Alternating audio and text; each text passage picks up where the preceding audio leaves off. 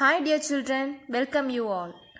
In today's video, we are going to learn about the blood vessels entering the heart, the blood vessels leaving the heart, and then the different valves that regulates the flow of blood in a single direction in a heart. Okay ma? Okay ma, first let us see about the blood vessels entering the heart. The right atrium receives two large vessels. Okay? The right atrium, they receive two large vessels. And do you know the names of these two large vessels? I'll tell you now.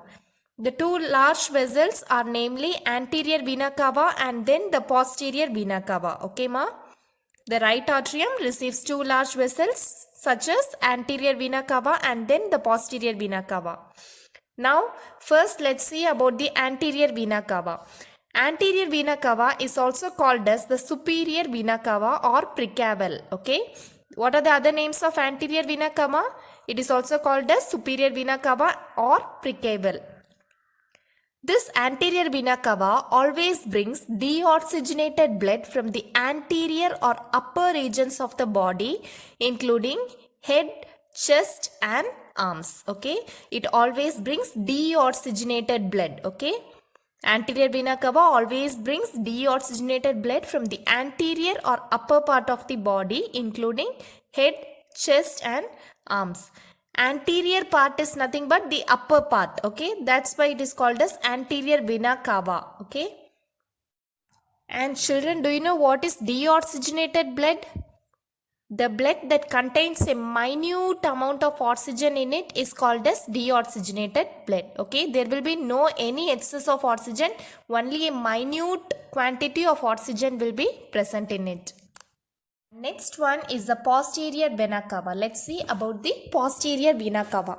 The posterior vena cava is also called as the inferior vena cava and it brings the blood from the posterior or lower region of the body, including the abdomen and legs. Okay. Here also deoxygenated blood is being collected. Okay ma? So posterior vena cava is also called as inferior vena cava, and this posterior vena cava, it brings the blood from the posterior or the lower region. The posterior region is nothing but the lower regions. Okay. Lower regions of the body including abdomen and leg. Next, let us see about the left atrium.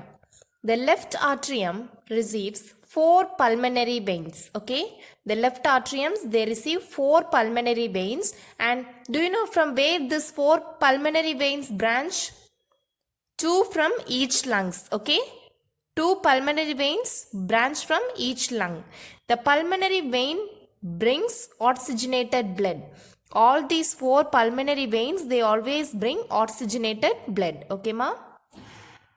Now we have seen about the right atrium and then the left atrium.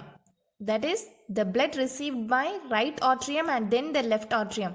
Now I'll tell you one more point on right atrium. Okay, the right atrium, it also receives deoxygenated blood from the coronary sinus. Okay, the right atrium, they also receive the deoxygenated blood from the coronary sinus and it collects the blood from the heart muscles.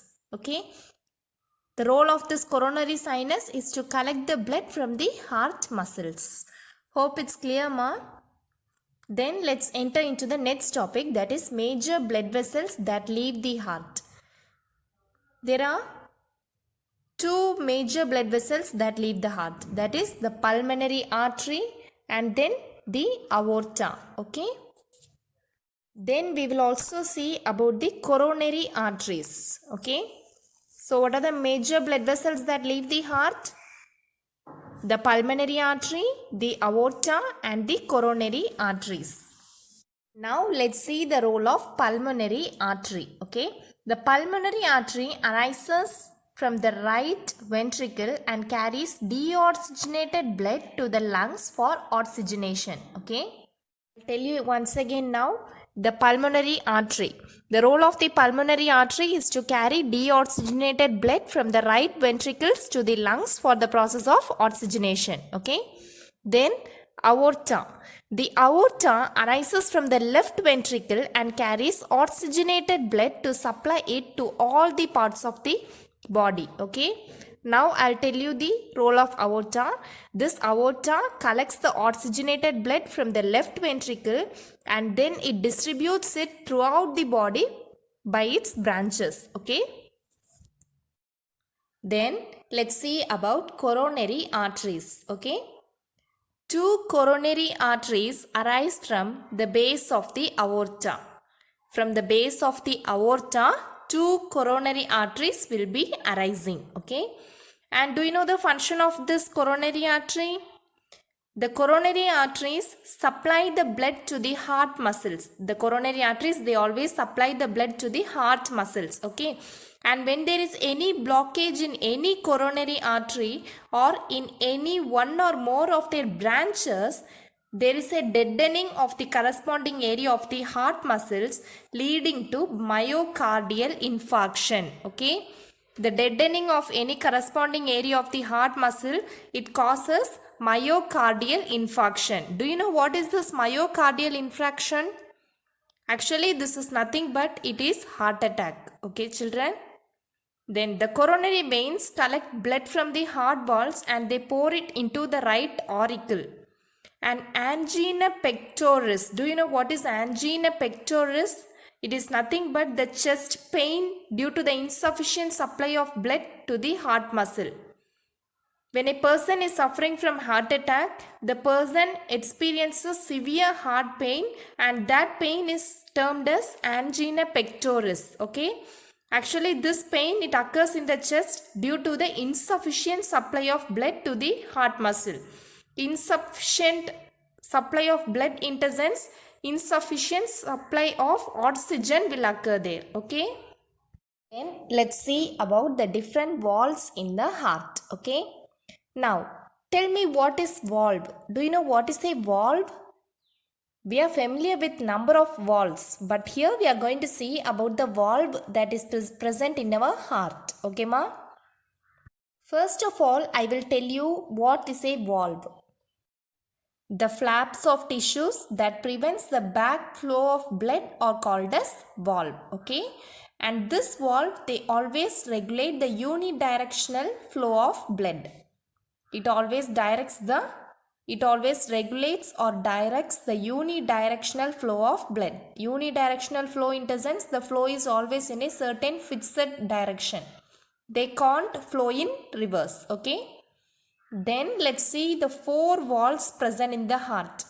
Our heart, that is human heart, consists of four valves. Namely, tricuspid valve, bicuspid valve, pulmonary semilunar valve and then the aortic semilunar valve. Okay. Name the four valves now. Tricuspid valve, bicuspid valve, pulmonary semilunar valve and then aortic valve. It is also called as aortic semilunar valve. Now first let's see about the tricuspid valve. Tricuspid valve is also called as the right atrioventricular valve. Okay. Right atrioventricular valve. This tricuspid valve, do you know where it is located? This tricuspid valve is located between the right auricle and ventricle. That is, it is situated between the right auricle and the right ventricle. Then let's see about the bicuspid valve.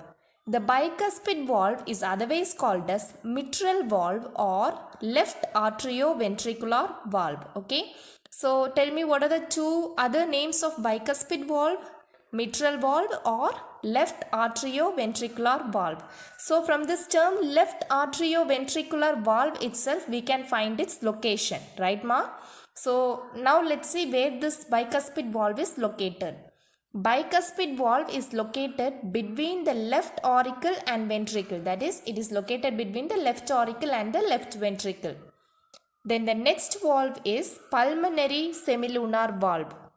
Let's see where this pulmonary semilunar valve is located. The pulmonary semilunar valve is located at the opening of the right ventricle into the pulmonary artery. Okay, it is located at the opening of the right ventricle. Where do this right ventricle open? It opens into the pulmonary artery. The next one is aortic semilunar valve.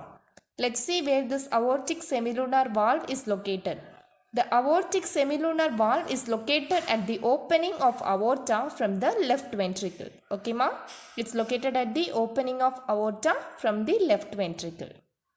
So that's all. Hope it's clear to you.